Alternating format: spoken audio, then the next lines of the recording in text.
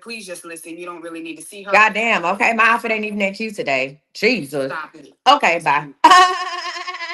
What's up, y'all? Welcome in. Listen. Y'all give it up for Coach Kai. Welcome in, guys. We are talking about Days Little Girl. Yes, I do not live in Philly. I live in Dallas. Yes, I was a lady from the Roots picnic. What's up, Buttercup?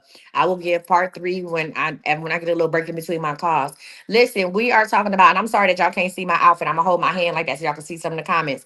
We are talking about the coaching group that starts on Thursday. Daddy's Little Girl, the healing journey. This is going to be, so I'm very upfront with it because y'all be like, well, how much? $77. It's a 4-week coaching group. It's $77. It starts on Thursday. We'll meet at 7 p.m. Central Standard Time, 8 p.m. Eastern Standard Time.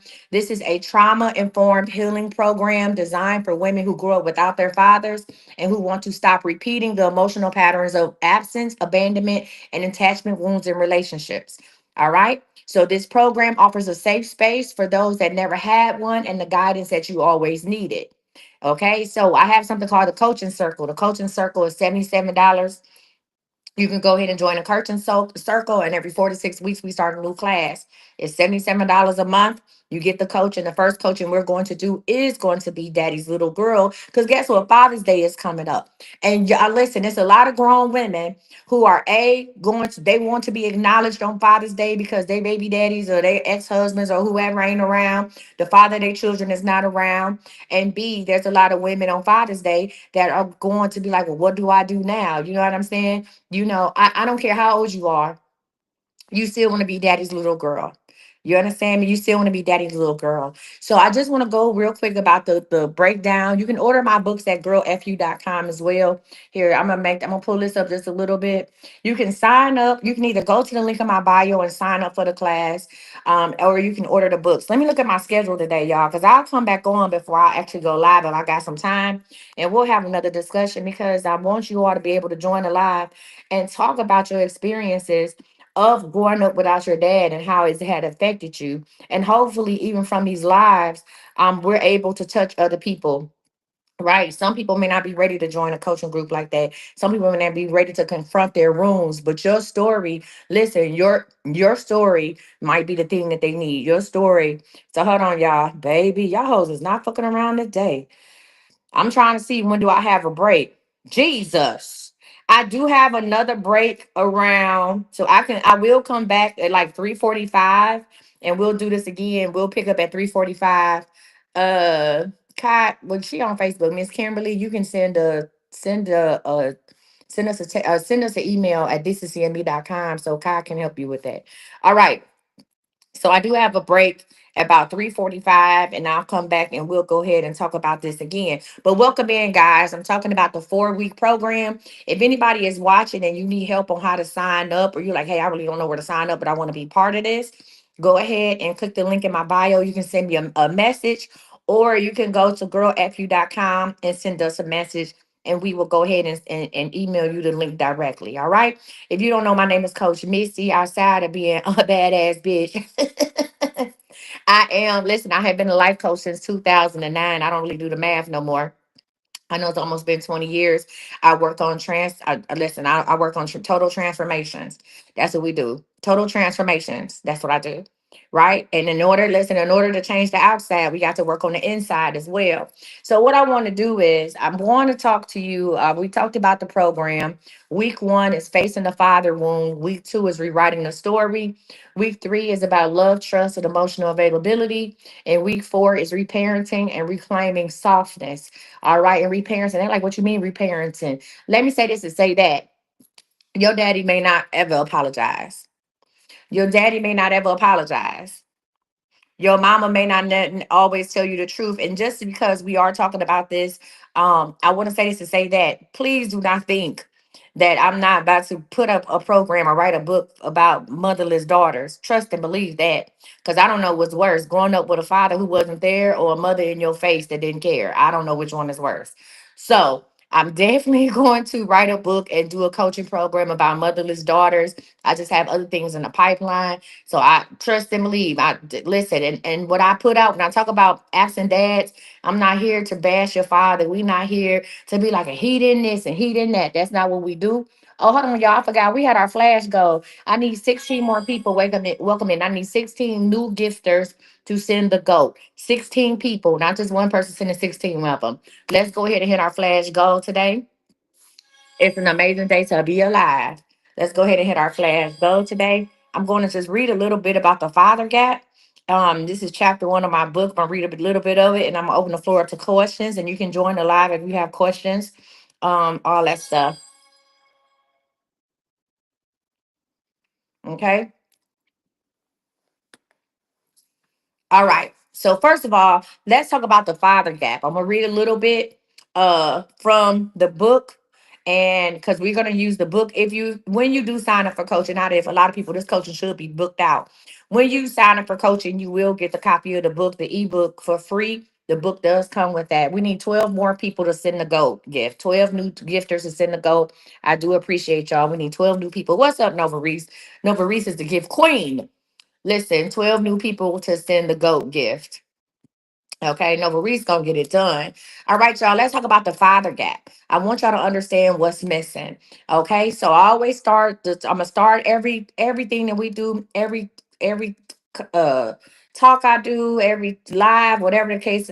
Understand this: just because your father wasn't there does not mean you're broken.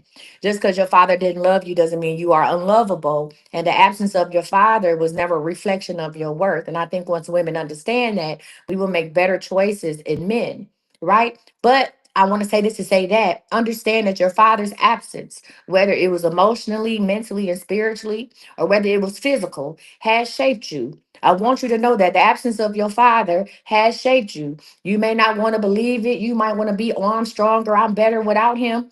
The absence of your father has shaped you, right? Whether your father was gone completely, whether he was in and out or emotionally unavailable or sitting at the dinner table every night but never really with you, the impact of a father's absence runs deep. And it's not just in your childhood, it lingers, it leaks, it shows up in your choices, your relationships, and sometimes even in your silence. Real quick, I'm just gonna give y'all a little transparent moment about myself. I was raised by my stepdad. I don't call him my stepdad because that's my father, but when we're talking about this, have to be transparent. My birth father, whose name is Gary, not me putting that man on blast, but my birth father wasn't there. He wasn't there as much as I thought he should be. He had his reasons for why he wasn't there. You know what I'm saying? Everybody can say this, that, or the other, but at the end of the day, he wasn't there. And yes, I had a stepfather who loved me to pieces, loved my children to pieces, and still loves me to pieces. I still wanted my father because as a parent, and I'm gonna be honest with y'all, it did not hurt until I became a parent, because I was like, there's no way in hell I could leave my children. There's no way in hell I could go on day to day and not see my children. But then I had to sit back, and it was actually, what's crazy is because my father was the type to say, oh, I'm coming to get her, and then wouldn't show up. I had a thing about men. I had a thing about men who were late to pick me up for dates. I would dismiss somebody. If you were 5 minutes late and you didn't call me and say you was running late, because it brought me back to that little girl waiting on the porch for her father.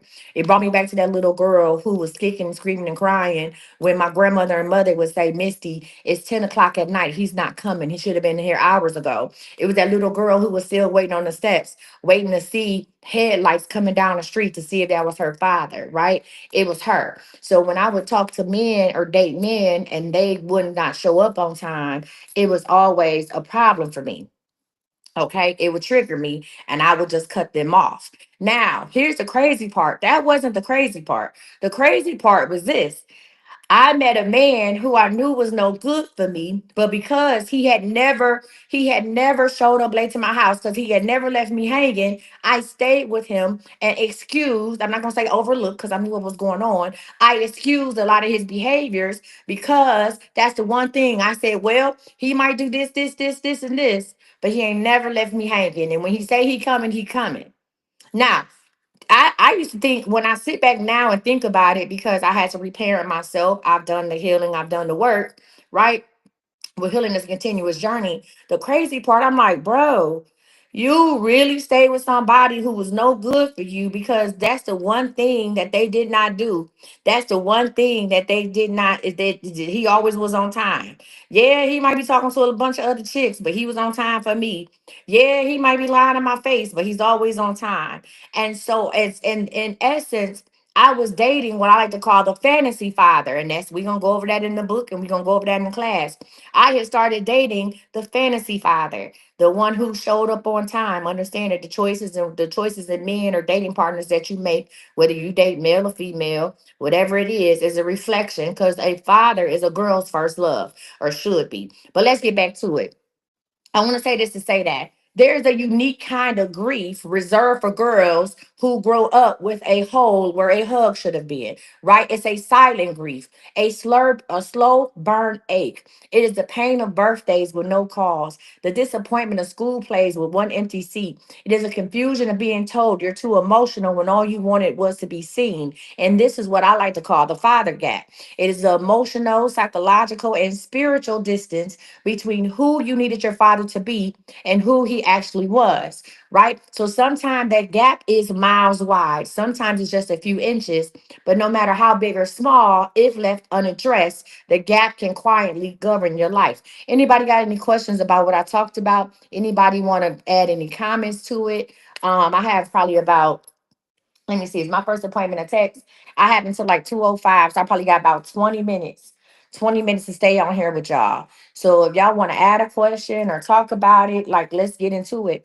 If not, I'm going to talk about what that gaps look like as an adult. If you want to sign up for the coaching program and don't know necessarily where to go, let us know as well. And let's go ahead and tap in this clapping. If you enjoying it here, y'all tap the screen and let's get up to 15,000 likes. Okay.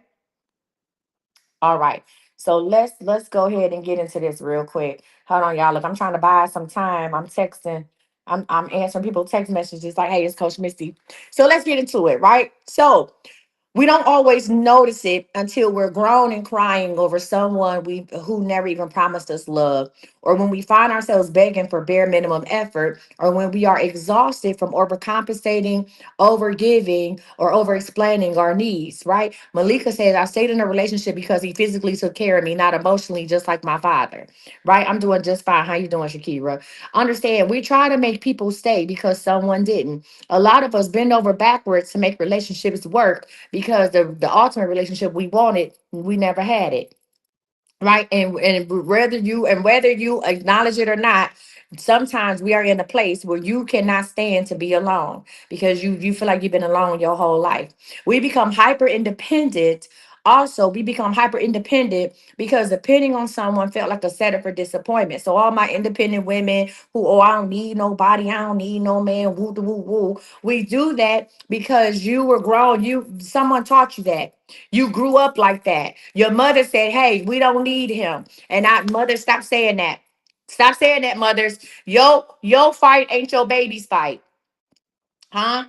Huh? Don't say we don't need him because that man walked away from you. A lot of times, and I'm gonna say this to say that. And again, I'm not taking my mother's side or my father's side, but sometimes when the father walks away from the mother,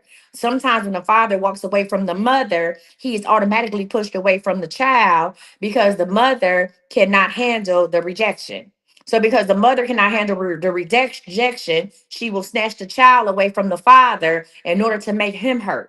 Now he's hurt. I dated someone who once the mother of his child found out that he really liked me, she stopped letting the child come over for a while. It was like, you gonna pick her or your child? Stop doing that. That's ridiculous. Because let me say to say that men don't have the same nurturing and maternal instincts that a woman does. You carried that baby. He didn't.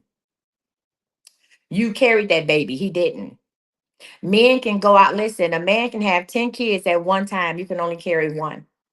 A man can have 10 kids out here at one time. A man can have a set of ghetto triplets across the city. You can only have one, you can only have one pregnancy at a time. You can have multiple babies, you can only have one pregnancy at a time. Right? A man can get a woman pregnant every day of the week, but you can get pregnant once every 9 months. You know what I'm saying? If you carry, you know what I'm saying, right? So stop doing that. Stop doing that. And then you get mad when he go and make a family somewhere else. He wanted to be a father. You didn't allow it, so he went to go be a father somewhere else. Huh? Come on, somebody. Y'all want to talk about it, or we gonna talk about it or not? We gonna talk about it or not? What we doing? I'm trying to put my hand here so y'all can see the comments. We gonna talk about it or not? You said my mom definitely let me go to my stepmom house while he was in jail. Listen, stop doing that. Let me get back to this. I want to say this. We also confuse intensity for intimacy. We confuse it. We confuse drama for love. If you grew up watching your parents fight, they didn't have a good co-parenting relationship. You know what I'm saying? And then you see them together, and maybe your daddy would spend the night. Maybe your daddy would spend the night, and you wake up and like, oh, my daddy here. You all happy, and just a whole bunch of drama that flows over into your relationships, right? We also confuse struggle for proof. Like, oh, love has to hurt. For him to love me, love has to hurt. That's crazy. It doesn't. We start relationships already in defense mode because we're either pushing people away before they can leave, or we're clinging tightly in fear that they might. Huh? You understand that? This is all y'all be like, yo, that's me. What do you mean? Yes, it has something to do with your father. Let me tell you something. Your father should be your first love, and your mother is probably going to be your hero, your first role model. That just makes sense. That's who you're in the house with. Okay. So if you are a woman who work hard and you went and got all these degrees, and people always say you aggressive or you act like a dude and this, that, and the other, 9 times out of 10, your mother raised you and she raised you out with no help. That was your first role model. You understand me? That was your first role model. All right. A lot of times, women who grow up with fathers, you become your own daddy. Huh? You start doing things, you become your own daddy. And heaven forbid you grew up in a house, you were the first daughter, and you grew up in a house with other siblings. Now you are becoming your mother's helpmate. You whooping kids, you doing hair, you're going to work, you're helping pay light bills. You became the provider and the protector, and you wonder why your body banging, you're educated, you got good teeth and all that shit, and you can't find nobody. You wonder why I can't have no long-term relationship because you are the man. Nobody wants a nigga. Hmm? Understand this. It becomes a cycle. When you're chasing when you chase what's unavailable, it becomes a cycle. Staying in emotionally unsafe places becomes a cycle, and never letting love in at all becomes a cycle. And the root of it is often a wounded little girl whispering, please don't leave me too. Huh? Please don't leave me too. I'm gonna say this to say that a lot of us, I want y'all to think about it. I just take a moment, pause real quick. I want you to think about it. How many of y'all have found that the person that you fell in love with, normally the person that you really, really, truly fell in love with but could not connect with, we all got a man like that. Somebody that we fell in love with, but somehow we just couldn't stay on the same page. I'm talking about somebody that treated us very well. They had their daddy in their life. I sat back and looked at the stats of my dating life. And the men who treated me well, and maybe I didn't connect with them because I thought they were boring, or maybe I was, or whatever the case may be, or I said I wasn't ready for a relationship. They had their fathers. They grew up with their dads. They grew up with their dads, right? And they bring a kind of a different energy. And even though I had my stepfather, at some point I still resented my father. That wasn't my dad. My stepfather would jump through hoops for me. My stepfather does things for my children now. My stepfather is not now, and I hate to keep calling my stepfather, but I have to make that distinction just for this live. My stepfather, not only does he love me, my children, he loves my children's children. He is in love with my children's children. You understand me? None of these children has any of his bloodline. My children's children. He is in love with them as well. But there's always a part of me that said, what happened with my father? My father has other children. My father has other children with a wife. And I was talking to Kai about this. My father has been married, probably.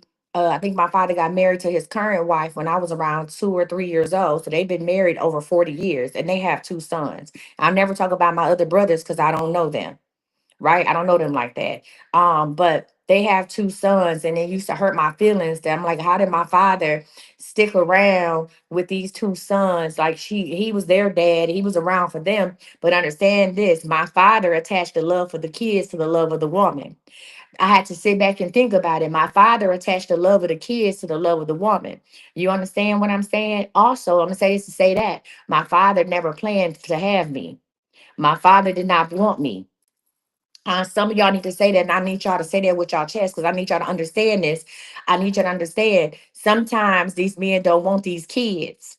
My mother had me. My mother was a virgin when her and my father hooked up. She was in college. She got pregnant. My father told her he did not want a baby.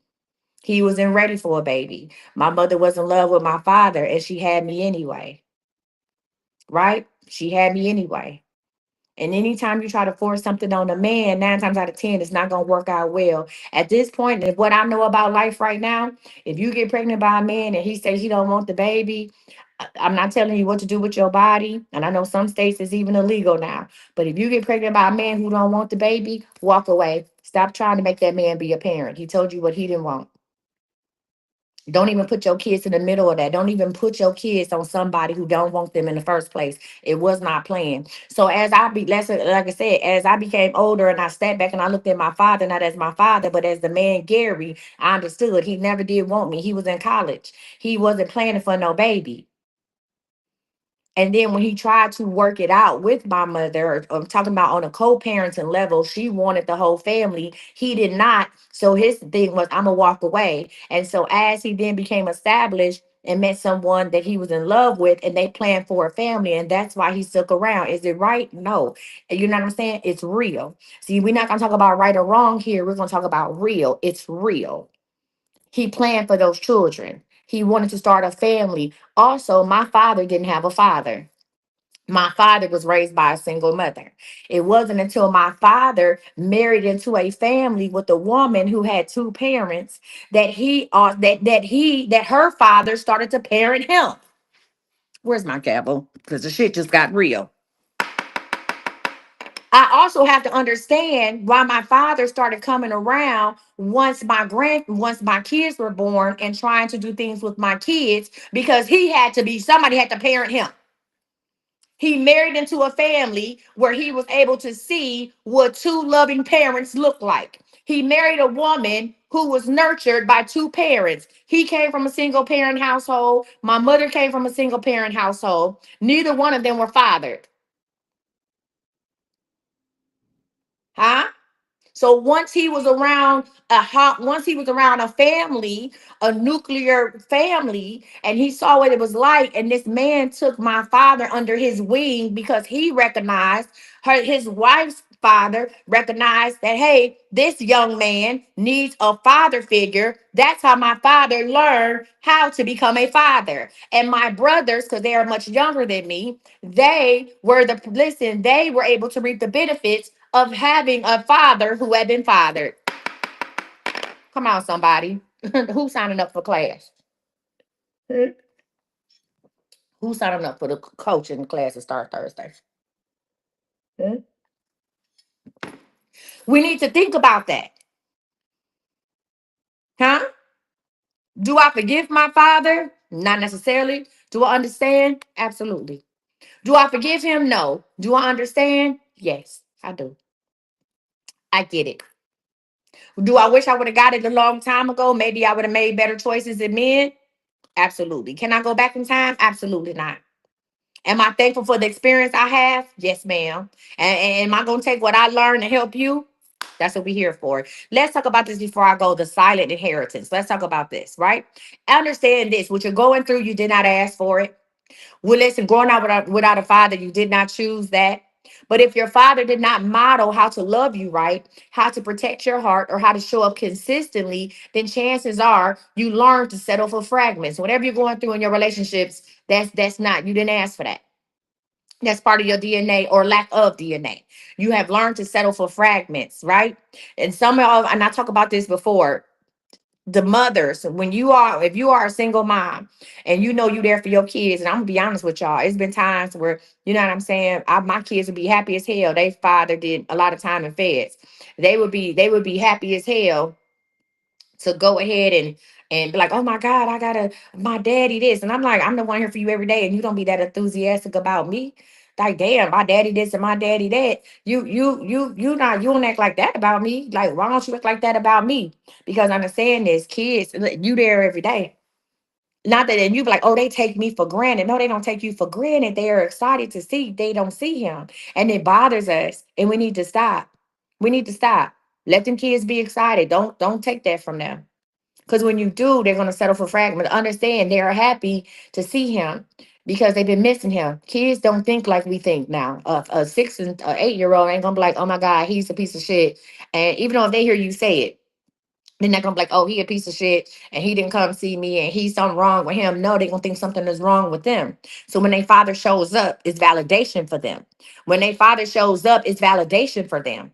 And guess what? That's why when we grow up, when men come in and out of our lives, when men come in and out of our lives, that's and we get all excited, like, oh my God, he called me. I've been trying to get in contact with him. I ain't heard from him in a week. Oh my God, he called me. And you get excited. That's because you've been settling for fragments all your life.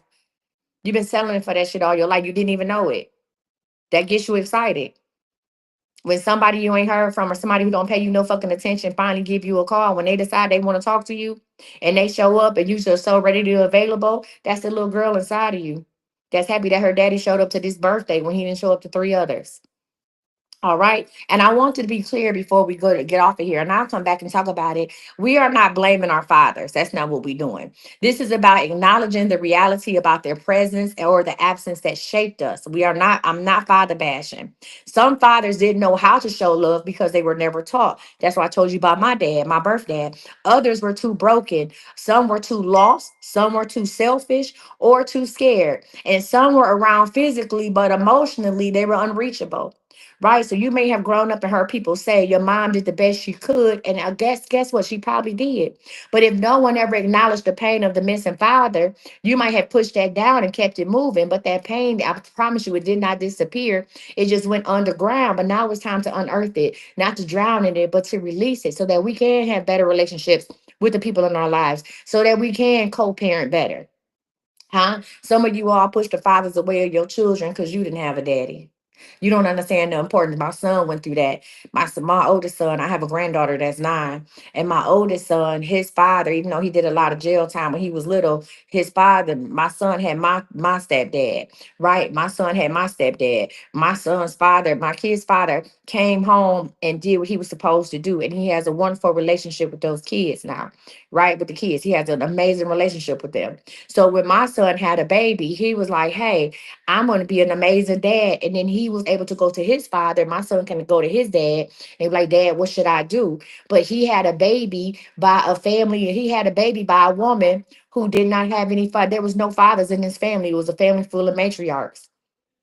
And they did not, and they would tease my son, all kind of stuff, because my son wanted to be around and he didn't understand it. And he was like, I don't understand why they act like this, or why do they tease me because I still go out and do stuff with my dad. I said, they tease you. I said, they laughing at you because they really envious of you because they didn't have fathers. I said, you literally had a baby by a woman that was in a family full of women, full of matriarchs. So their motto is, oh, we got it. We'll raise these kids by ourselves. I said, so you have no importance. You got to watch who you lay down with.